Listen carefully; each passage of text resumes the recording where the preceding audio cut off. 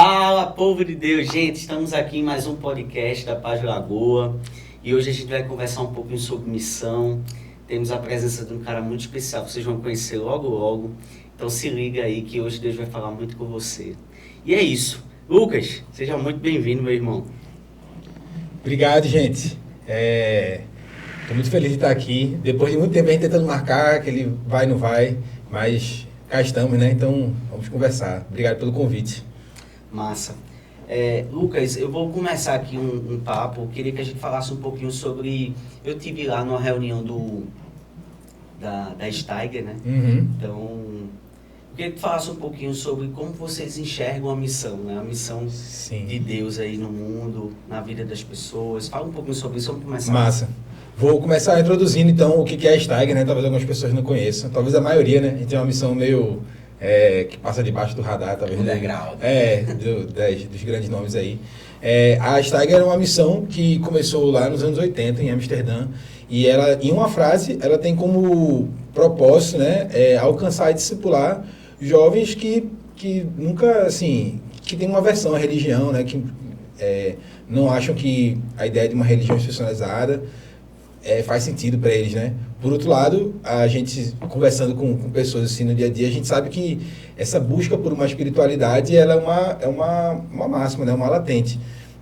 Então a gente entende que talvez a má fama que a igreja tem, né? A forma, enfim, como a igreja e poder vão se misturando, isso torna algo que o jovem, de forma geral, ele se sente repelido, né? A ideia de religião, a ideia de estar perto de Deus, do cristianismo, e a gente entende a importância de alcançar e discipular, né? Ir até onde esse jovem está e conversar e trocar ideia, entender como ele pensa a espiritualidade, e aí então a gente poder apresentar o evangelho, né?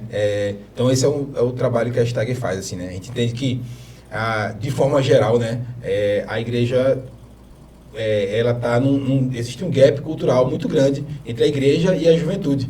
Então, por exemplo, quando a gente fala sobre missão, muitas vezes a gente pensa, principalmente a gente em Pernambuco, um país de terceiro mundo, a gente sempre pensa em, plantar a igreja no sertão, ir no sertão, não sei o quê, ou missões, né, de assistencialismo, né, com cunho social, que tudo isso é muito importante, é muito latente no nosso contexto também.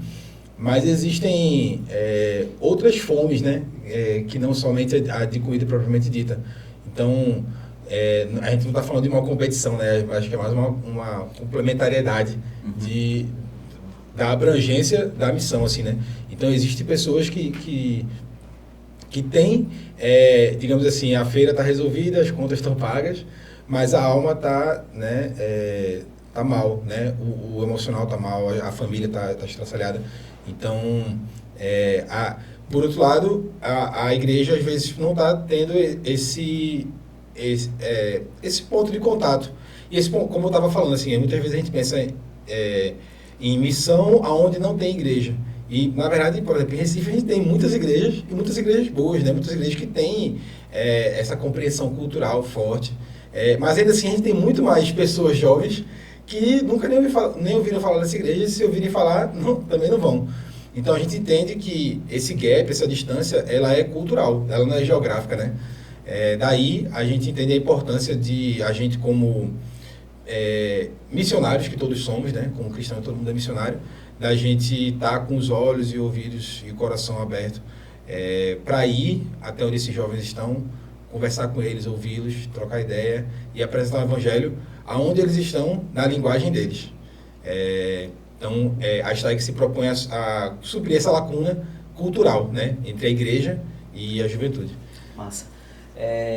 Esse diagnóstico de perceber essa distância e os fatores que levaram a ela, né? Vamos dizer assim, a gente aprende muito, né, que essa ponte, né, fazer essa ponte, chegar, se aproximar das pessoas. Tem um livro de apologética que até eu uso ele no seminário, que ele fala muito sobre isso, né? A contextualização da mensagem, né? Isso. Você entender os desafios culturais.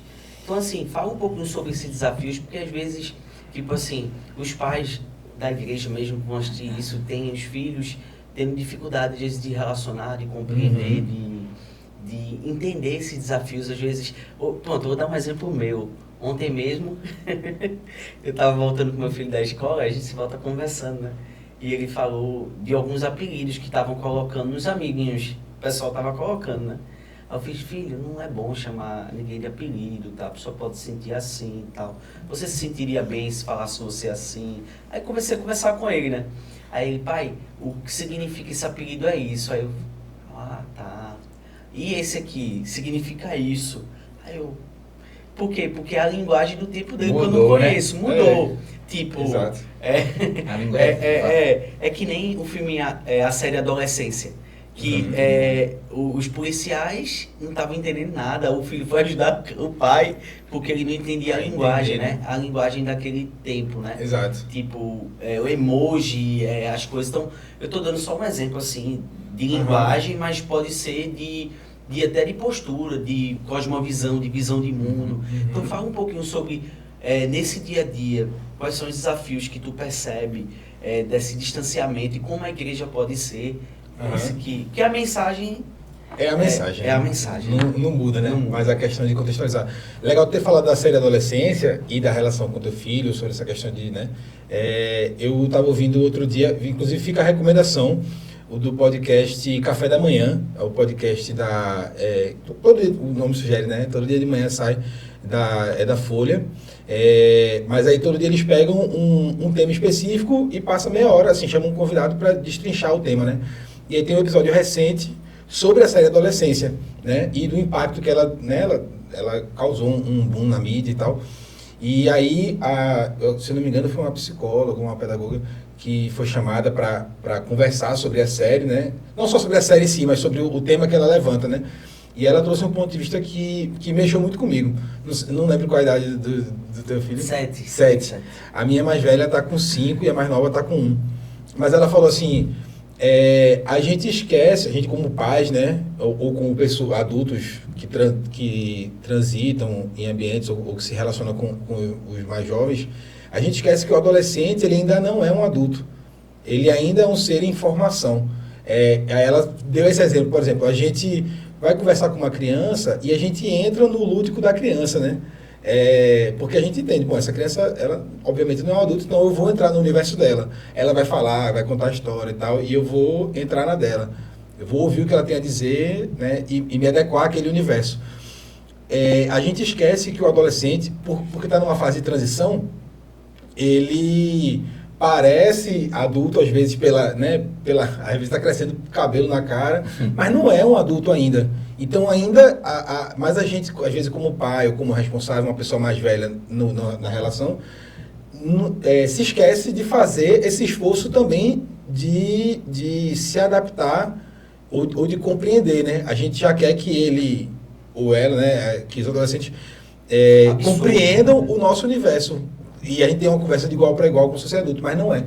E aí isso me marcou muito, porque eu fiquei, caramba, é verdade. Assim, tudo bem que é uma fase de transição, então, obviamente, a gente vai ter que puxar mais alguns princípios ali de responsabilidade, de tudo mais, mas ainda não é um adulto formado. Acho que o ponto é esse.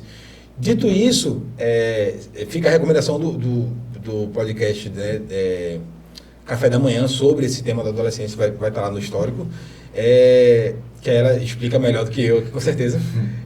Mas assim, eu acho que, trazendo agora para o nosso papel como pais, como tios, amigos mais velhos, né, às vezes uma figura de referência, uma figura de discipulador, né, ou do contexto da igreja, né, é muito importante que a gente entenda o que é missão. Acho que a gente, antes de começar a gravar, né, a gente estava falando sobre isso, assim, no treinamento que a gente faz da Steiger, né, para as igrejas, para a juventude. Então, inclusive, já fazendo um merchan aqui, se você faz parte de alguma igreja que não seja paz e tal, e que entende essa necessidade de dialogar com a juventude, ou de estimular a sua juventude a pensar a missão, estamos aí, a gente tem um treinamento que a gente conversa sobre isso. E aí, nesse treinamento, a gente conversa um pouquinho sobre o que é missão, o que é evangelismo, né? Que é, inclusive, uma palavra que, às vezes, a própria Steiger está evitando, porque é uma palavra que está maculada, né? Aqui no Brasil está sendo assocializada à colonização, muita coisa que a gente não quer se associar. Que, historicamente, você até está associado, mas que a gente entende que não é isso que é para ser, né? Então, quando a gente fala sobre uma relação de missão, isso passa muito pela escuta, tanto quanto ou mais do que a fala. Quando a gente pergunta no treinamento assim, o que vocês acham que é evangelismo, o que vocês acham que é fazer missão? As respostas que vêm são sempre assim, é proclamar, é o id, é falar, né, comunicar e tal. Não deixa de ser, mas eu acho que a gente precisa lembrar que para que a gente fale algo relevante, é muito importante que a gente ouça o coração das pessoas, e ouça o coração dos nossos jovens, dos nossos adolescentes, entenda com carinho, entenda com empatia. Parece que eu estou falando uma coisa muito básica, e possivelmente mas é impressionante como o básico, às vezes, e o clichê precisa ser dito, o que é uma prova alarmante de que nem o básico está sendo feito, né? Então, muitas vezes a gente está nessa postura de, preciso falar, essa pessoa precisa ouvir uma verdade.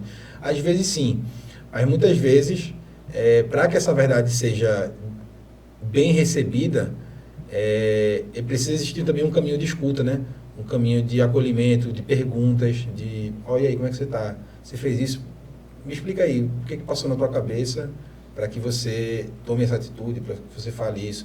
Como você perguntou assim, né, para o seu filho, por que esse apelido? Aí, não, esse apelido significa isso aqui significa aquilo ali. Então a gente se permite entrar no universo do outro para entender, como você falou, que a língua é viva, né? Então eu creio muito nisso também, assim, é um papo mais gramatical, digamos assim, né? A língua é viva, então existe na semiótica, né? Significantes e significados. Então, às vezes a gente fala uma palavra ou um termo que para a gente pode ser meio chocante, mas para esse jovem, num outro contexto, é outra coisa.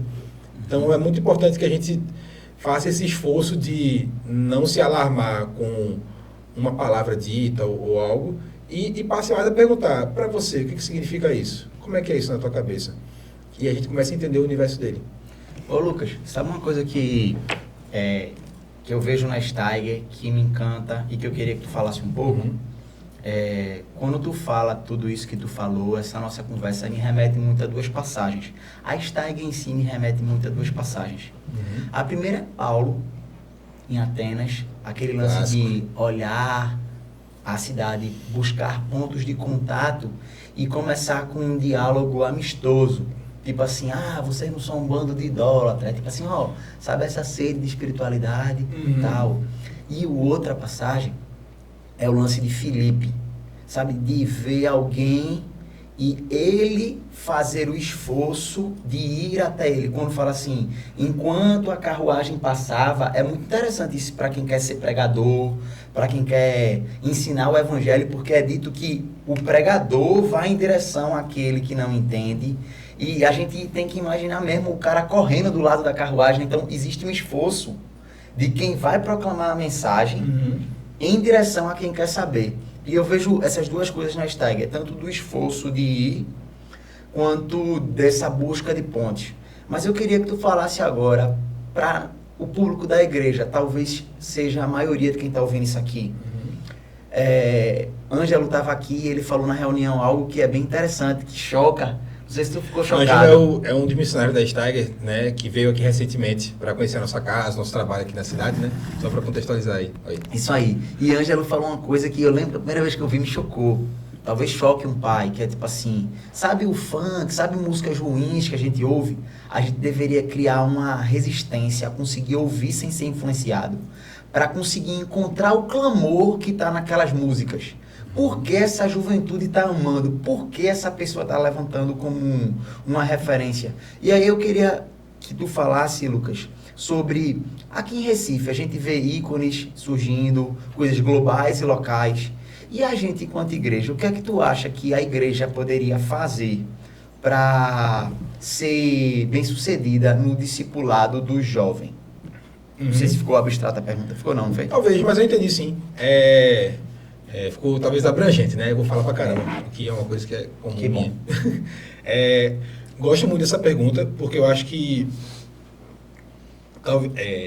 já estou com 35 anos de idade, então eu já estou mais para lá do adulto do que do jovem, né? Vai me colocar agora já na situação de... Tipo, a gente como adulto, né? a gente tende a analisar o mundo sempre sobre a nossa ótica. Isso aí é natural. Mas eu acredito que a gente, como cristão, como cidadãos que não são desse mundo, a gente tem que naturalmente fazer sempre esse esforço de compreensão, né? Porque a cosmovisão cristã ela é nossa, não é do outro, né? Dito isso, não tem como a gente balizar o comportamento do outro a partir da nossa régua cristã, no sentido de o que leva a pessoa a agir como ela age, né? Quem considera o certo e o errado, né? Aquilo que é aceitável, aquilo que é escandaloso, é a gente. O outro tem outra régua. Dito isso, gosto muito quando você traz assim, existem músicas, né? Isso é uma discussão mais antiga que tudo na igreja, assim, né? Tipo, a música do mundo, não sei o quê, o jovem está perdido. São discursos que, entre a geração e essa geração, estão por aí, né? E aí eu acredito que a nossa postura como cristãos que seguem que seguem João 3,16, né? Porque Deus amou o mundo de tal maneira que deu seu Filho unigênito para que todo aquele que nele crê não pereça, mas tenha vida eterna. A gente que ama o mundo, as pessoas que estão no mundo, e quer que elas não pereçam, eu acho que ama a ponto bom, Deus entregou a Cristo, Deus entregou Jesus, talvez a gente se entrega, né? Entregar a nossa vida. Então, no mínimo, a gente precisa entregar a nossa perspectiva também, o benefício da dúvida, né? De ver algo que soa muito errado e possivelmente Existe muita discussão recente na cultura pop sobre, por exemplo, cena de sexo nos filmes. A geração Z já está dizendo assim, não precisa não, irmão. Eu não quero ver isso não. Uhum. Olha que doideira, né? Porque talvez a gente cresceu quando a gente era adolescente, isso aqui, o pessoal queria o máximo possível. Aí tem uma galera mais nova já dizendo assim, não quero não ver isso não. Mas tem o Oruan, por exemplo, para dar um exemplo recente, né, do trap, do funk, ostentação, que está misturado ali com crime. E aí, ao invés da gente simplesmente dizer assim, irmão, isso é um pecado, isso aí esse cara está falando, esse cara está perdido, está sendo usado pelo diabo. Talvez sim, mas com esse olhar de amor, de quem ama o mundo, quem ama a alma, quem ama a pessoa por trás do discurso, né? Talvez seja esse o ponto. A gente tem que se dar o trabalho de pensar por que levou essa pessoa a falar o que ela fala. Uhum. Será que muitas vezes isso aí não é um pedido de socorro, sabe? Será que isso aí muitas vezes é um clamor, né? Para usar um linguajar crentez assim, né? Um clamor por algo que, tipo assim, é o que ela tem, né? É o que ela tem, é o que foi ensinado a ela, e ela acha que assim ela vai encontrar amor. Por exemplo, se fala muito, talvez eu corro o risco de escorregar aqui, mas, por exemplo, se fala muito sobre, obviamente, o empoderamento feminino, muito importante. Mas, muitas vezes, esse discurso usado por artistas, mulheres, vai sendo confundido com a possibilidade de se hipersexualizar, porque pode. E pode. Mas existem consequências. Uhum. Se você se hipersexualiza, é difícil você querer ser visto de outro jeito, já que você se mostrou desse jeito. E aí, quando você vai ver entrevistas dessas próprias artistas, né? Não só da música, mas da comédia, por exemplo, para dar um exemplo mais claro, você vai ver que às vezes elas vão falar que isso são crises no coração delas. Tem uma comediante chamada Bruna Luise. Eu gosto muito de comédia, né? Então, assim, às vezes eu fico assistindo, além de assistir os vídeos, assisto entrevista, né? Ele, nas horas vagas, é comediante também. Eu sou peladeiro da comédia, né? Tem a galera que, tipo, não é jogador de futebol profissional, mas bate uma peladinha. Eu sou um peladeiro da comédia, eu fico fazendo piada. Ele é bom, peladeiro. Sou um bom peladeiro, né? Mas, enfim, só para dizer que... fazer um stand-up. Fazer um stand-up, essa Bruna Luise, por exemplo, uma vez eu vi uma entrevista dela falando que os textos dela de comédia, do stand-up comedy, tem muito de histórias sexuais, e ela, palavras dela assim, porque ela falou, porque é uma crise minha, é algo que muitas vezes são expectativas que são criadas e que muitas vezes se tornam frustrações. E aí isso vira texto de comédia. Então, e gera uma identificação natural. E gera uma identificação. Porque não é só ela, né? Justamente. Então, ao invés da gente olhar para uma pessoa que está subindo no palco e fazendo piada com sexo, a gente pensar, meu Deus, que mulher errada, promíscua, não sei o que, tal. Talvez a gente possa pensar, para além desse personagem que está ali, né, produzindo cultura e gerando identificação, por que está gerando essa identificação toda? Tá ligado? O que está no coração dela, ou deles, né, falando agora, voltando para uma coisa mais geral, o que está no coração desses produtores de cultura que estão sendo um amplificador da voz da juventude, que leva eles a fazerem isso e que leva tantos jovens a se identificarem com esse discurso. Eu acho que a nossa postura como igreja deveria ser muito mais essa postura de misericórdia do que ser um regulador moral, né? Do que ser um regulador moral, exatamente. Porque a régua moral... Textão no Instagram, né? Porque a régua... Mais uma vez, assim, a régua moral, ela é nossa. Obviamente, eu não estou falando aqui de lei, né? Sei lá, se a pessoa comete um crime, a lei está lá. Já não é necessariamente um discurso cristão. A gente está falando aqui, talvez, da regulação moral. A nossa regulação moral, como cristão, ela é para quem professa a fé em Cristo. Por mais que eu ache um absurdo uma coisa A, B ou C, a régua moral da outra pessoa é da outra pessoa. Então, ao invés de eu querer regular o outro a partir da minha régua, eu acho que uma postura cristã mais madura, ela leva a gente a clamar a Deus para entender o coração daquela pessoa e o que leva ela a achar que essa produção cultural, para se manter no nosso tema, né? Essa produção cultural que vai para coisas que a gente questiona, estão sendo tão amplificadas, né? Estão tendo tanta reverberação na sociedade. Isso. E aí acho que isso vira uma oração. Acho que esse é o ponto.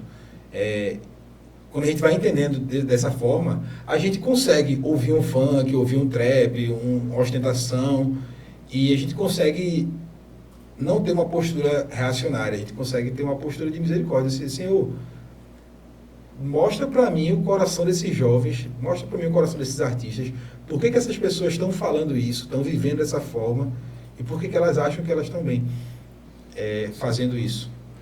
Sabe um desafio que eu vejo assim, tipo, em relação a essas coisas, que é muito desafiador? É porque, da mesma forma que a gente tem que dialogar com a cultura, compreender a cultura, perceber a graça comum, né, na cultura, na produção cultural, tem um desafio também de a gente perceber que existe demônio na cultura. Sim. Né? Fator Sodoma. Robson Cavalcante dizia muito isso. Assim, ele dizia assim, cara, o carnaval é lindo, tem muita coisa bonita no carnaval, mas a gente precisa identificar onde tem coisas que não é uma produção cultural cristã, que é algo que está enraizado no mal, né? Então, essa leitura, às vezes, é a grande dificuldade da gente contextualizar, né? Para a gente não ser um moralista de plantão, que proíbe as pessoas de fazer isso ou aquilo, mas, ao mesmo tempo, a gente precisa ter a sensibilidade de compreender o mundo, o outro, os anseios, né? Que está por trás das músicas, das coisas, mas, ao mesmo tempo, se posicionar em relação a... existem certas coisas que eu não vou, né? Não vou me atrever a estar. Eu vou dar um exemplo, tipo, simples. Poxa... você tem um baile funk do Rio, né? Aí você chega num baile funk do Rio, não é todo mundo que é chamado para chegar num baile funk do Rio, todo mundo nu lá, se esfregando no outro, né? Eu tô dando só um exemplo. Aí o cara, de repente, luta com essas questões de sexualidade, aí o cara vai evangelizar ali. Então, assim, existem desafios culturais que eu acho que é chamado, sabe, também, de um exemplo, pessoas que vieram de meios... Eu sempre falo isso para as pessoas. Aonde é que a igreja vai chegar? Depende das nossas vocações também. Tipo, das vocações das pessoas. Tipo, você é um artista, você tem a sensibilidade do artista. Então, para você se identificar com trap, com rap, com isso, com aquilo, é natural, porque você gosta. Né? Eu mesmo, Carlinhos, falando de mim, tá? Tipo... eu já tenho meio que um funil, assim, sabe? Tem que uma melhor lição também. Então, assim, eu não consigo prestar atenção eu não consigo... eu não tenho essa embora que eu tem coisas belíssimas. Ontem mesmo, eu tô falando e eu lembrando. Eu vim escutando música com o Benjamin, né? É porque eu não sei falar inglês bem, né? É uma coisa que eu tenho que melhorar muito. Mas eu não sei falar o nome dela certo. Alicia Keys. Alicia Keys. Não, isso aí, pronto. E tem uma música dela muito bonita, né? E eu vim escutando com o meu filho e ele vem cantando, porque Benjamin já fala inglês, né? Desde pequenininho já. E ele vinha cantando ela, assim. E minha mãe vinha na frente. Aí minha mãe chorando e eu só olhando aqui. Mãe, tá chorando, ô filho, dá um beijo em vovó. E aí, cantando aquela música dela... Eu não conheço, não. Não, é porque eu não lembro o nome da música, mas é aquela que ela fala sobre... Tem pessoas que querem dinheiro, querem... tipo, glórias. Ela fala de muita coisa. É uma música que ela tem romântica, bem bonita. Depois eu mostro pra vocês. E aí, mãe, filho, isso é um louvor, né? Eu fiz, não, mãe, não é louvor, não. É um louvor, filho, coisa linda, que letra maravilhosa. Aí eu fiz, é melhor que muito louvor, né? Mas é isso. Aí mãe fez, filho, que coisa linda. E Benjamin cantando, né? A música lá. Aí eu disse, sabe o que é isso, mamãe? Isso é graça comum. Ela não é cristã, tipo assim, eu acho, né? Não tenho certeza, não conheço assim pessoalmente, mas os anseios dela, você vê claramente aí que os valores ela está tentando encontrar. Ela fala de um amor que um homem pode dar, né? Mas esse homem é Deus, né? Tipo, né? Aí mãe é mesmo, né, filho? Não sei o quê. Então, eu vejo muito esses desafios, assim, tipo, como igreja. Por isso que eu acho que o nosso papel, eu tento, assim, como pastor, tem muita gente que... A gente às vezes está numa igreja e as pessoas esperam comportamentos morais, né? Tipo, de um pastor, de um líder, né? E eu sempre digo às pessoas, olha, meu papel profético é denunciar, é pregar a palavra. E esperar que Deus mude o comportamento das pessoas, mude o interior das pessoas. Às vezes a gente quer dizer, faça assim, faça assado, né? E não se preocupa muito com as intenções das pessoas. Às vezes, a pessoa não vai pro carnaval, a gente voltou pro carnaval aqui, né? Só não vai pro carnaval, beleza. Mas vai para todos os shows do ano. Bebe todas, pega todas, né? O carnaval O problema é só aquele dia, né? Exato, então assim... Você reduz o evangelho a só atributo ético, né? Então assim, mas são desafios, né? São desafios que a gente enfrenta como igreja, de tentar contextualizar ela e ao mesmo tempo levar cristãos que pensem de uma forma mais profunda sobre o outro, né? Sim. Então, é um papel de você, quando vê um olhar humano, você estou enxugando um gelo, né? Mas não é enxugar gelo, é você continuar fazendo a missão de Deus mesmo. Então, eu gosto muito dessa perspectiva, porque, de fato, assim, a gente está falando de uma maneira geral, né? Mas, quando você fala assim, velho, onde é que a igreja vai? Onde é que a igreja está atuando missionalmente, né? Quando acaba o culto, durante a semana, tá aonde está a vocação de cada um. Isso é muito importante e a gente, como missão, a Steiger enfatiza muito isso, porque e a gente vai falando muito sobre cultura, o nosso recorte é da juventude global, né, e local, assim, a juventude nas grandes cidades.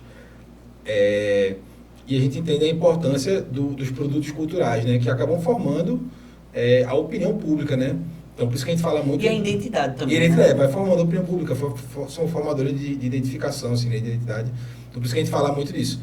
E, naturalmente, assim, alguns artistas vão se aproximando da gente e a gente entende a importância desse diálogo da arte e da cultura. Mas, de forma geral, né, trazendo essa conversa missional também para o âmbito da igreja, né, com o papel da igreja, é muito o que você falou sobre a vocação de cada um. Então, aqui a gente fala sobre... entender, sei lá, o trap, o funk, né? Porque muitas vezes, talvez, a gente está conversando aqui com alguns pais de adolescentes, que os filhos, os sobrinhos, o irmão mais novo, né? Alguém, o neto, tá ouvindo e a gente precisa fazer esse esforço, assim, de entender um pouquinho o universo. Mas, de forma pessoal também, aonde quer que a gente está, a gente é missional, né? E eu gosto, quando você fala, a gente não está enxugando gelo, mas às vezes parece, né? Porque não sei se talvez esteja mudando o assunto, assim, mas me pega muito essa compreensão de que a gente, como missão, como você falou assim, como pastor, O meu papel é pregar, é anunciar, é denunciar. E acho que a gente, como missionário também, a gente esquece que, muitas vezes, sim, que o trabalho de quem convence do pecado, da justiça e do juízo é o Espírito Santo. O nosso papel, então, é o de conviver sendo sal e luz. Então, a gente se torna uma referência, né? Do ponto de, daí o nosso esforço de viver de uma forma ética, de uma forma exemplar, porque na instância pessoal a gente compreende que Cristo nos salvou e isso transforma a nossa vida. Mas na instância pública, a gente entende também que isso se torna um testemunho da veracidade do Evangelho. A gente e vive assim, não é porque a gente é bom, é porque Cristo é bom na nossa vida. A partir daí, é oração e torcida para que as pessoas compreendam e queiram viver dessa forma.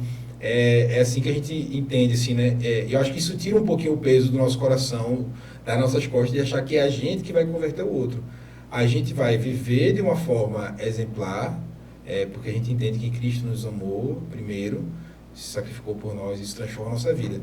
E a gente vai para o mundo, sendo sal e luz, vivendo, amando, compreendendo, denunciando quando for necessário, mas a partir dessa ótica cristã, e entendendo que o impacto que isso vai fazer no coração do outro, né, é um trabalho do Espírito Santo. Amém. O nosso trabalho é o de testemunhar, né? Dito isso, por exemplo, na Steiger, né, a gente tem entendido, a gente tem alguns pilares, né, que balizam a nossa missão, né? Que é o de buscar a Deus, de ser relevante, que é o que a gente tem conversado aqui, né? De pregar a cruz, porque a gente entende a importância da mensagem da cruz, né? Não é só, vamos vivendo aqui e achar que magicamente as pessoas vão entender nada. Em algum momento, de uma forma relevante, respeitosa, a gente tem que anunciar a mensagem do Evangelho. A gente precisa... agora eu esqueci. Tu falou quais? Orar, antes de mais nada, ser relevante na mensagem, pregar a cruz, ser ousado, certo? E tem mais um aí. Tem mais um. Pior que eu esqueci também. Mas o que eu ia falar é que vem um último... Corajoso, ousado. Mas tem um último que vem sendo falado muito, sim, nos últimos anos, que é da gente ser família. A gente entende a importância de missões de impacto, da gente proclamar, você como pastor, pregar o Evangelho do microfone no púlpito no domingo, mas a gente sabe, acho que nessa caminhada de fé, eu já fui pastor de jovem, igreja local e tal, a gente sabe que a gente pode pregar 2 horas ali, acabou o culto, se o cara quiser, e muitas vezes ele vai viver como bem entende, e não tem nada a ver, assim, ele vai sair do culto e vai fazer o que ele bem quiser. Então a igreja não é uma fábrica de crentes, né? Não é porque a igreja lotou e respondeu com um amém ou levantou a mão que as pessoas entenderam a mensagem do Evangelho. Dito isso aponta ou trazendo também para a missão, né? Não é porque a gente reuniu uma galera, sei lá, na praça, pegou um megafone e falou, né? Com ouviu, se converteu, enfim. Isso não quer dizer que o Espírito Santo agiu, são coisas diferentes. Dito isso ressalta a importância da gente ser família. E esse é o 6º ponto dos valores da Steiger, que tem sido trazido recentemente, que é a importância de, beleza, a gente proclama, seja no domingo na igreja, seja numa ação de impacto na rua, uma coisa assim, mas a gente precisa entender a importância de discipulado, de uma relação contínua. Isso talvez vai fazer com que uma pessoa, sei lá, que se emocionou, levantou a mão, ela entenda onde foi que ela assinou, né? O que foi que ela fez aí com a vida dela, começa uma caminhada. O custo do discipulado, ela vai... discipulado, E também a pessoa que talvez até olhou de canto, disse assim, meu irmão, não concordo com boa parte disso, mas por algum motivo ela não sai de perto. E ela tem a oportunidade de entender. Vou ficar mais um pouco. Pra ver o que dá. Isso é possível numa compreensão de que somos uma família. Como parceiros de ministério, parceiros de missão, mas também como pessoas que estão se achegando porque gostam da gente, do nosso estilo de vida. Isso se torna um testemunho do Evangelho. A gente, nessa perspectiva, a Steiger tem se influenciado muito a gente a criar espaços comunitários, né? Seja uma casa comunitária, as pessoas moram digamos assim, missionários moram juntos e a casa se torna um ambiente aberto, né, para visitas, para eventos e tal, para que essa convivência seja um testemunho, né? Ou centros comunitários que não são casas residenciais, mas que abrem as portas para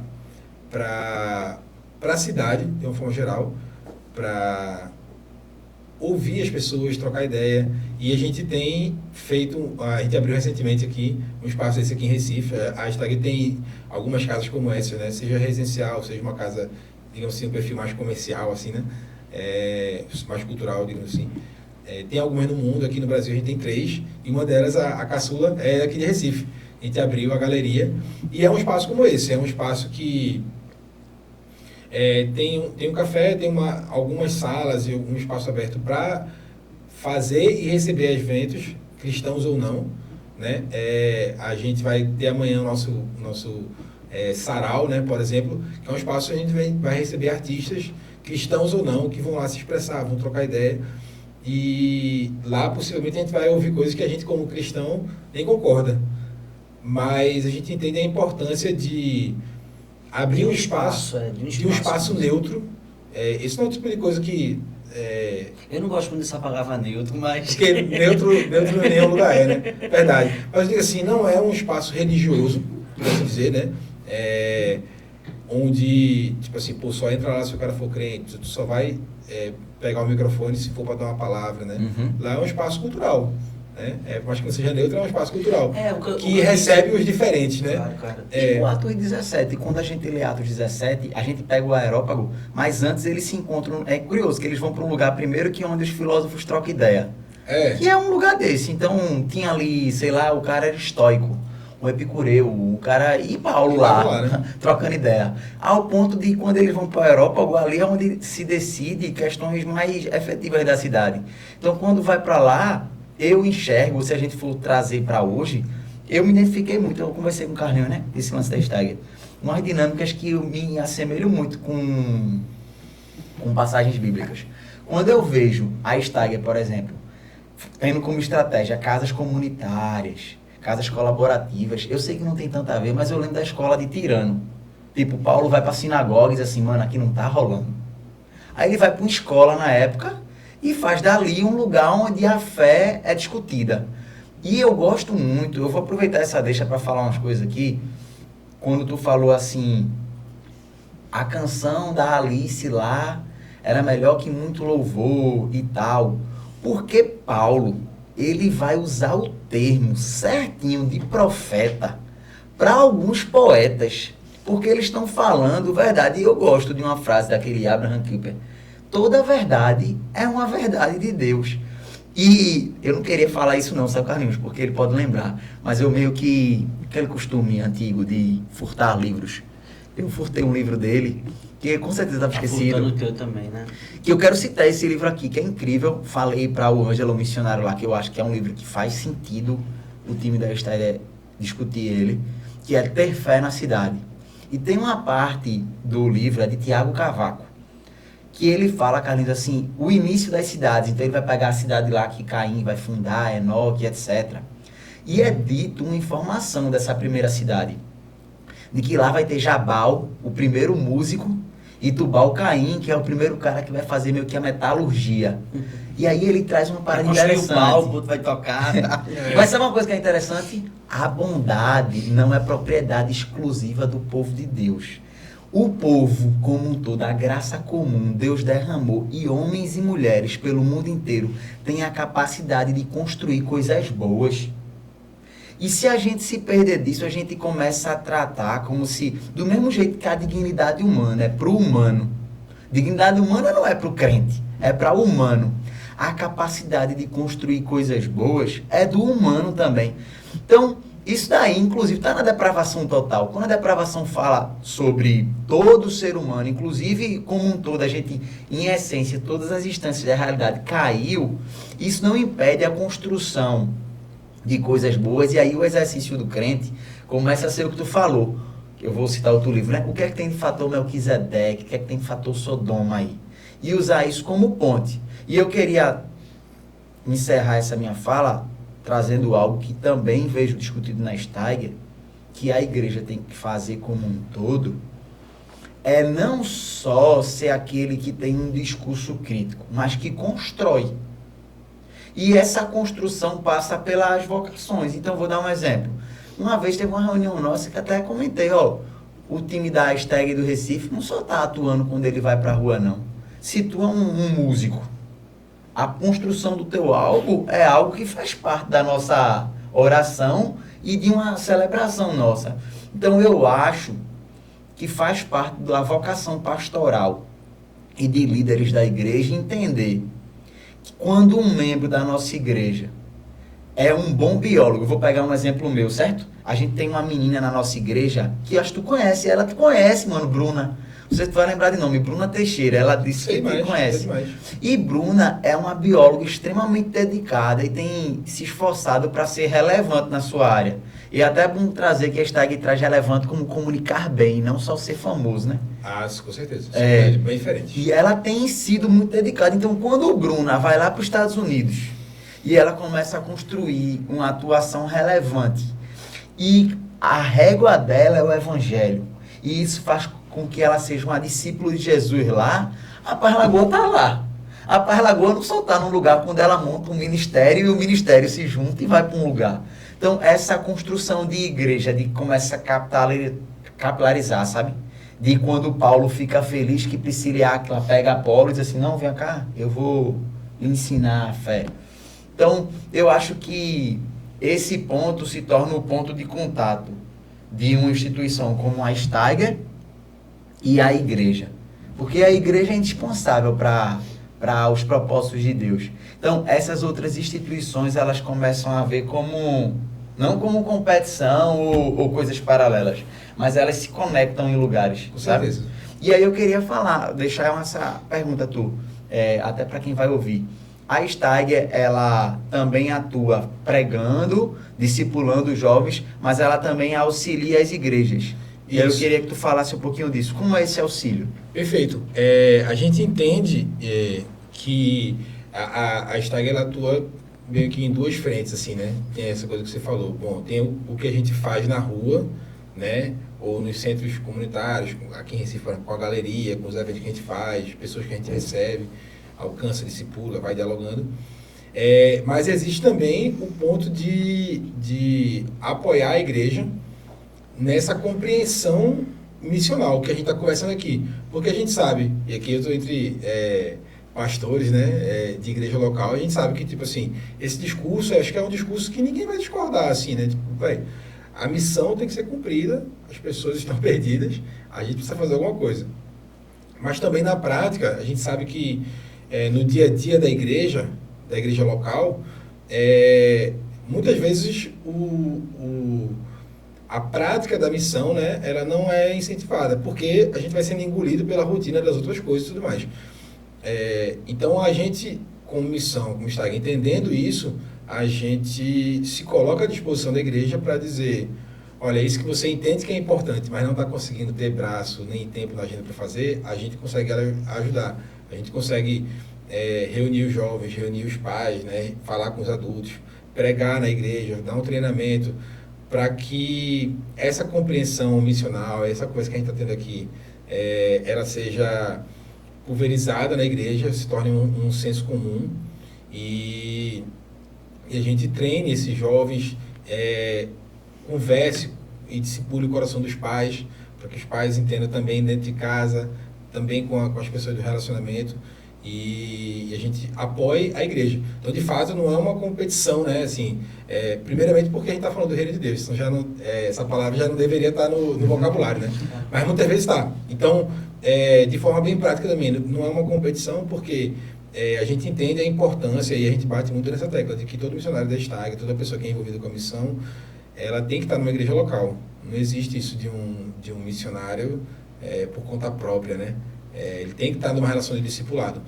Isso é uma coisa que faz a gente ter essa ligação com a igreja. Segundo, é essa compreensão de que, como a gente está falando de uma parcela grande da população, né? Não só que está presente nas nossas igrejas, né? Mas também que está presente no relacionamento dos membros da nossa igreja. E que às vezes muitas vezes a gente não sabe como lidar. O jovem não sabe muito bem como lidar com seus amigos, os pais não sabem muito bem como lidar com seus filhos, sobrinhos, amigos e etc. Então a gente entende a importância também da gente servir a igreja, apoiar a igreja, ajudando nessa compreensão de compreender, né? Nessa compreensão da importância de abrir os ouvidos, abrir o coração para o jovem, para como ele enxerga o mundo, e a partir disso, como é que a gente discipula, como é que a gente comunica o evangelho para essa pessoa, para essa realidade. Teve uma vez que uma pessoa chegou para mim, Jefferson, né? Jefferson é o sogro dele, né? E ele falou assim, pastor, vamos fazer um festival de culinária. Na hora. Fazer um festival de culinária, chama os chefes, sei o que, a gente faz na Lagoa. Eu falei, na hora, pô. Tipo, eu acho isso maravilhoso, assim, eu acho que esse esforço da igreja de ouvir é muito difícil, assim. Eu falo isso para os pais, às vezes os pais escutam o que os filhos estão fazendo, né? Jovens, eles ficam escandalizados, assim. Poxa, eu não imaginava nunca que meus filhos fossem fazer isso, eu nunca imaginei, né? E a gente escuta as conversas dos jovens que eles fazem hoje e a gente fica, meu Deus do céu. Minha mãe ontem estava falando para mim, eu achei interessante minha mãe falando. Ela disse, filho, eu vou falar assim, é forte assim que eu vou falar, mas eu vou falar.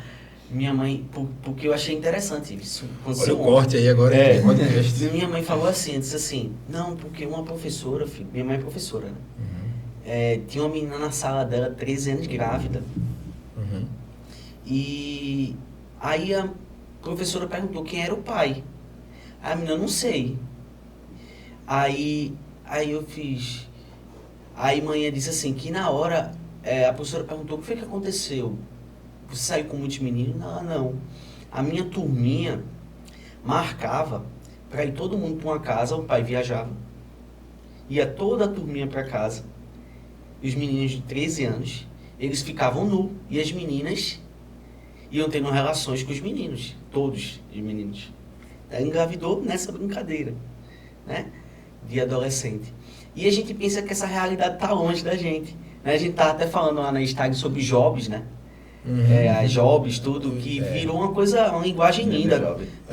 A menina do job, né? Que deixou de ser uma linguagem da galera do audiovisual para virar um sinônimo de prostituição, né? São desafios culturais que a gente, às vezes, não pensa que os nossos jovens vão estar envolvidos nessa cultura, né?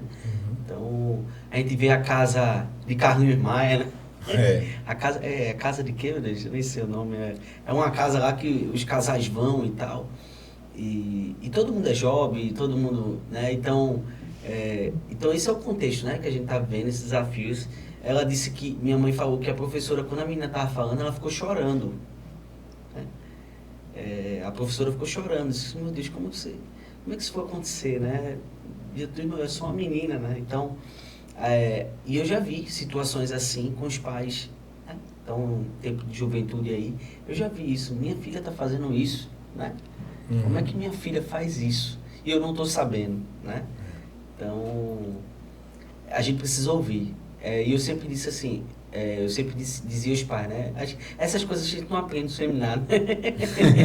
Não aprende não. E eu lembro que eu dizia assim, pro pai, dizia assim, olha, é o seguinte, você não é capaz de ouvir os seus filhos nos piores momentos dele, nas vergonhas dele, porque você se escandaliza demais. Você está se escandalizando por quê? Porque não é capaz de amar, ou porque os outros vão pensar. Né? Então, assim, cara, esquece do que os outros vão pensar. Simplesmente vai amar teu filho, vai ouvir, vai perdoar, vai ter misericórdia, vai viver esse caminho tão estreito, mas que é extremamente necessário, né? Então, às vezes, eu acho que esse desafio de ser igreja, entendeu? De você ir pra... A gente vai evangelizar, tá os noiados tudinho na Lagoa, né? Então, a gente já conhece os noiados tudinho, então, assim... isso é bom, eu fico feliz por a gente ter esse espaço, né? Criar essa relação. E garanto a você que a maioria deles deixa a gente orar, né? Deixam a gente, escutam, né? A maioria são abertos. E a gente já viu e já presenciou pessoas que a gente vai evangelizar. Não, eu já fui da igreja.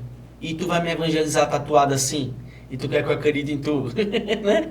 Então a gente já, esses não foram abertos a ouvir o evangelho, mas um noiado lá estava aberto, né? Então, exato. Eu já presenciei de tudo, assim, nesse sentido. Mas é isso, cara, eu acho que... Ô, Carlinhos, sabe uma coisa que eu tenho gastado um tempinho pensando?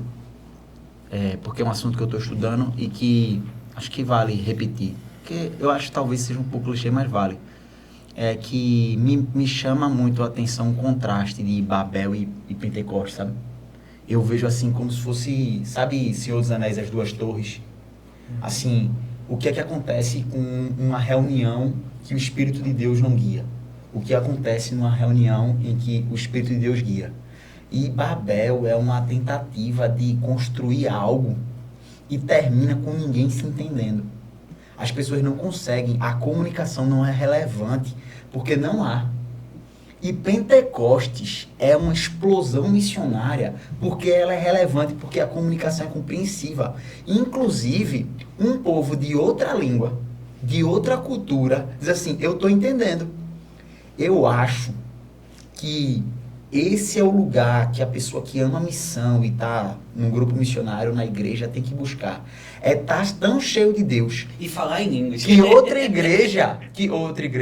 outra cultura diga assim, eu entendi agora, porque eu acho que esse esforço que eu falei de Filipe lá, eu acho que a gente tem que dar o direito do mundo dizer não ao evangelho. E às vezes ele não está nem podendo dizer não, porque ele nem entendeu. Ele chega assim, cara, a igreja para mim não faz o menor sentido. Vocês falam de amor, mas eu não vejo vocês amando. Tem gente que tem uma música que eu escutei num treinamento da Stag, eu não conhecia essa música, que se chama Dear God, que é de Dex, né? E é curioso, porque tem frases que ele fala na música, que é muito forte. Ele encena como se fosse Jesus e vai cantando como se ele estivesse falando para Deus, tipo assim, confrontando Deus, assim, Deus, se tu existe, por que tu não aparece? Se tu existe, e ele começa a perguntar coisas, e no final da canção é muito forte, porque ele começa a dizer coisas que são frases máximas pra gente, e que no fundo é como se ele estivesse querendo justamente o que ele pensa que não quer. Tem uma parte que diz assim, eu não preciso de uma igreja, eu preciso de uma família. E a maioria das igrejas tem colocado, inclusive uma frase que a gente coloca, uma família para pertencer. É como se ele dissesse assim, eu não estou buscando instituições, eu quero relacionamentos reais, verdadeiros. Então eu acho que se a igreja se propor a ser igreja, assim, guiada por Deus, se ela começar a ver esses instrumentos que Deus levanta, como organizações missionárias e tantas outras coisas que vão auxiliar assim, a noiva a cumprir isso, sabe? Eu acho que isso é de extrema importância e é crucial para agora. Eu acho que poderia ser a última deixa que eu quero colocar para Lucas, até pelo nosso tempo. Mas, Luke, uma última pergunta que eu quero te fazer. A gente fala sobre missão transcultural, uma outra cultura. E a missão urbana trouxe uma coisa. Várias culturas estão no mesmo lugar. Você pega uma galera... Então, como é esse lance, assim, dessa transculturalidade na cidade? E eu queria que tu falasse algo que eu nunca te perguntei até. Existe um público, foco da Steiger, que é o jovem que não entraria na igreja.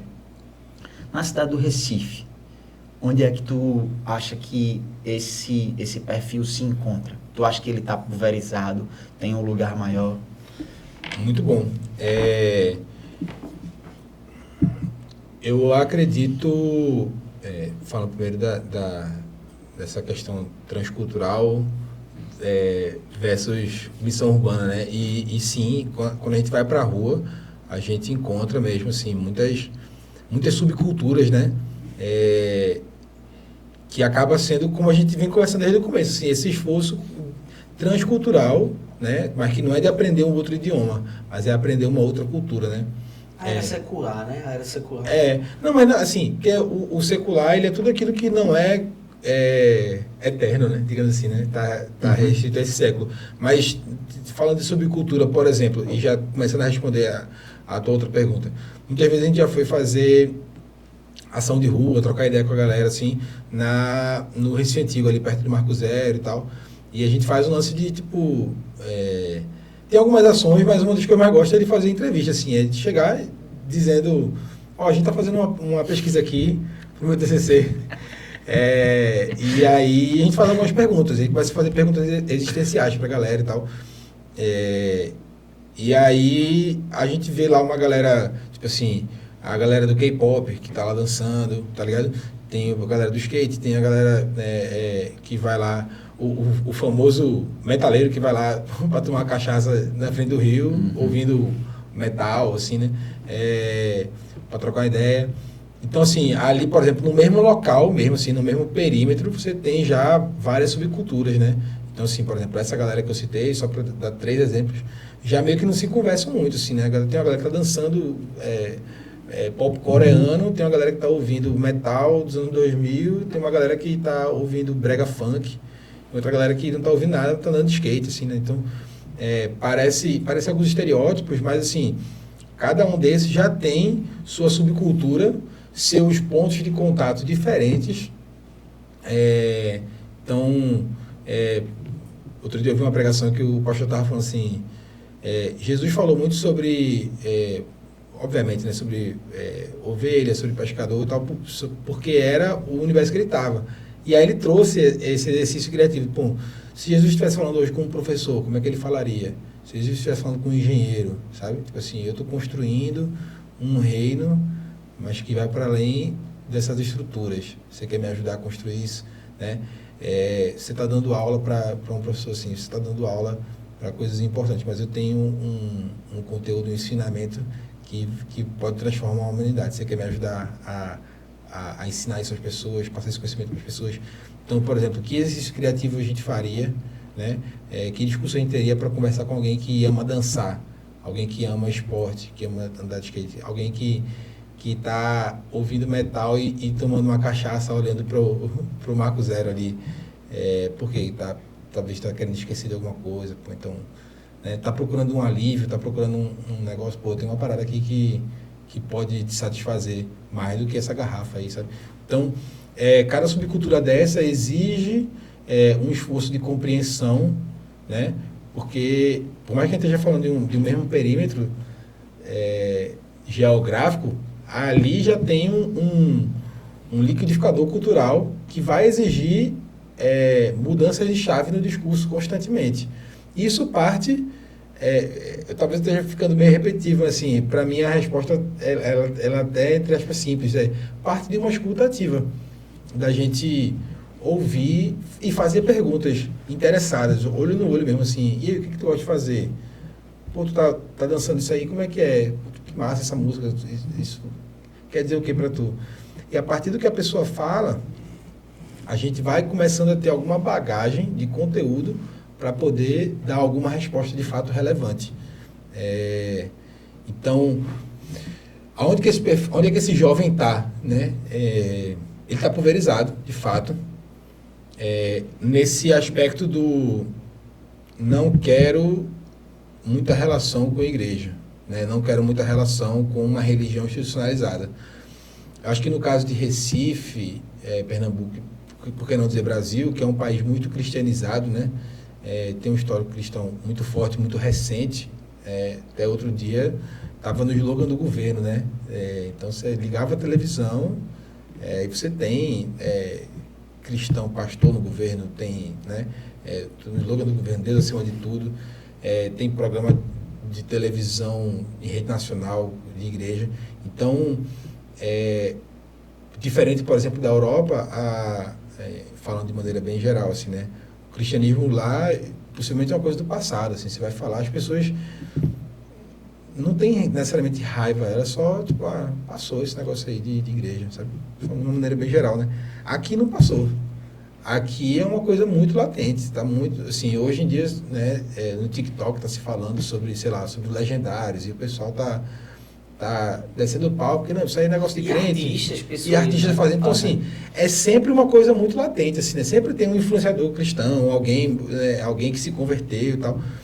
Então, dando testemunho, virando... Eu vi o filho do Tiririca... o Tiririca fez Legendários agora.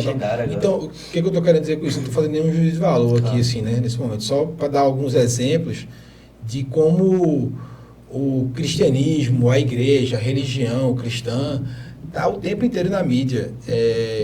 E isso vira uma opinião pública, né? Então, quando você vai para a rua, as pessoas têm uma opinião, e possivelmente é uma opinião ruim, a galera de fora assim, não enxerga com bons olhos. E quando isso, do ponto de vista midiático, do ponto de vista familiar, assim, né, das gerações mais próximas, a gente encontra muita gente, assim, que é adolescente, jovem, que vem com esse discurso, assim, tipo, pô, já fui de igreja, minha avó me levava, minha mãe me levava, e aí começa a ter alguma independência e sai, porque, enfim, porque foi encontrando uma sexualidade que a igreja não aprova, a família não consegue lidar, vira uma coisa sufocante.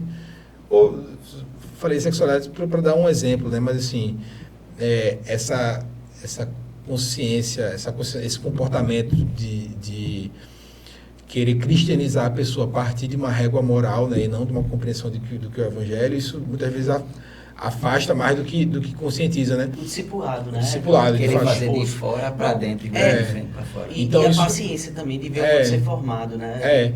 Então, muitas vezes a gente encontra, assim, pessoas que cresceram num lar cristão, mas quando começou a ganhar alguma independência, saiu. Mas aí quando a gente pergunta, pô, mas e aí, para tu, quem é Jesus? Como é que tu acredita em Deus? Para dar uma história que me marcou bastante, assim, uma vez a gente estava conversando com um cara lá, por ali, pelo Marco Zero, assim, né? E aí a gente começa perguntando assim, tu acredita em Deus, alguma coisa maior, uma força maior? O cara, pô, não, velho, já acreditei, já fui de igreja católica, não sei o que e tal, mas não consigo mais acreditar. Aí a gente foi perguntando, mas tu tem algum sonho na vida, tu tem alguma meta, um senso de propósito? O cara, não, quero e tal. E aí lá para as tantas a gente perguntou assim, tu tem costume de orar, ou de meditar, né, ou de jogar bons pensamentos para o universo, se tu faz alguma coisa disso? Já uma dica aí de contextualização, né? A gente fala sobre oração, mas muitas vezes a pessoa não ora, mas ela tem esse exercício de, sei lá, meditar ou de jogar bons pensamentos para o universo. São coisas que as pessoas falam que se assemelham à oração, né? E aí o cara falou toda noite. Aí eu perguntei, então tu falou que não acreditava em Deus, mas toda noite tu ora para alguém, tu tá falando com quem então? Tu tá jogando esses teus pensamentos para quem? Aí ele falou, cara, eu acho que eu não consigo não acreditar. No fim das contas, é como se fosse um desesperozinho de querer que alguém esteja me ouvindo, sabe? De querer que exista. E de pedir uma resposta. E aí eu entendi assim, de Deus assim, e falei, velho, e se de repente essa conversa aleatória que a gente está tendo aqui for uma resposta? Ele falou, não tenho dúvida. Nossa, show, bênção. Não tenho dúvida de que, tipo assim, aquela oração, não sei nem para quem que eu estava fazendo toda noite, talvez está sendo respondida agora. E a gente começou uma conversa, ele passou o contato dele para alguém lá do nosso time, que começou a ter um relacionamento de discipulado, fazer um estudo bíblico, uma coisa assim. Não dei muita coisa, mas é como a gente estava conversando também antes, né? O nosso papel a gente está fazendo de conversar, de ser sal e luz, de dar alguma fagulha de consciência, né? De que, bom, Deus existe e Ele não é um ser aleatório, né? Ele se preocupa com a gente. Mas esse é o nosso desejo, assim, como igreja, né? Porque às vezes a gente tem pessoas aqui, tá até conversando isso também, com minha mãe, toda com minha mãe, né? É porque eu vejo minha mãe um dia, 2 vezes na semana, ela sempre conversa muito comigo. E a gente tava falando sobre, às vezes a pessoa vai para a igreja, e ela frequenta a igreja, vem para a igreja, mas o Deus dela não é a igreja, né? O dinheiro, são os negócios, são as influências de amigos. Então, são coisas que a gente às vezes pensa assim, não, mas pelo menos está na igreja. Não necessariamente está na igreja, a pessoa está firme, né? E está buscando a Deus.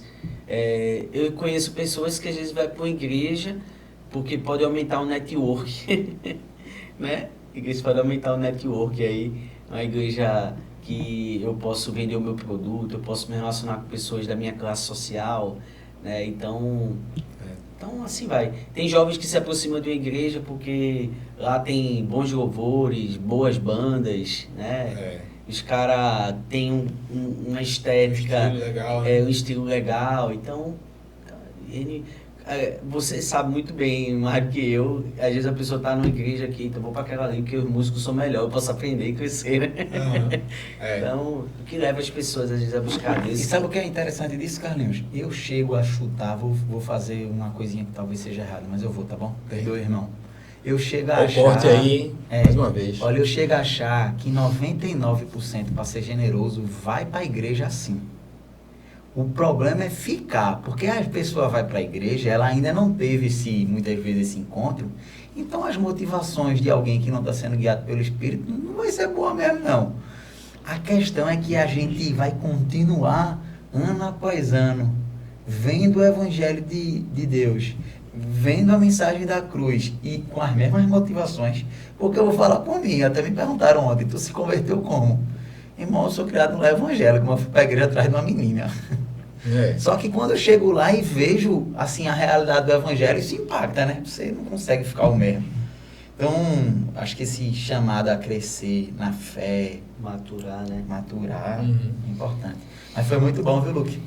Obrigado, gente. Foi ótimo mesmo. E até próximo, né, podcast. Tamo junto aí. Sabe o que eu acho que ele poderia deixar no final, Carlinhos? As redes sociais do Galeria, né? Sim, é verdade. Então, vamos lá. A Galeria, ela é um coletivo cultural, né? Uma casa colaborativa que fica em Setúbal. E como a gente comentou meio por alto aqui, mas sendo mais claro, né? A gente tem... Bom, é como se fosse um espaço para eventos, né? Culturais. Alguns a gente promove, outros a gente recebe. Então, se você quiser fazer um seu evento, ou seja, cultural ou educacional, um treinamento, uma reunião, pode receber lá. A gente tem um café, tem algumas salas que estão para sublocação, que ajuda a manter o todo em pé. Se você quiser ser um mantenedor do projeto também, estamos precisando, a gente acabou de abrir, você deve imaginar, né, os desafios financeiros e tal. Então, assim, de fato, a gente está precisando, faço esse apelo aqui. E você pode conhecer a gente tem feito alguns eventos, a gente postou hoje, inclusive, a nossa agenda aí do próximo mês, né, de abril e comecinho de maio. Então tem alguns eventos que a gente está fazendo, alguns eventos que pessoas estão procurando a gente para fazer.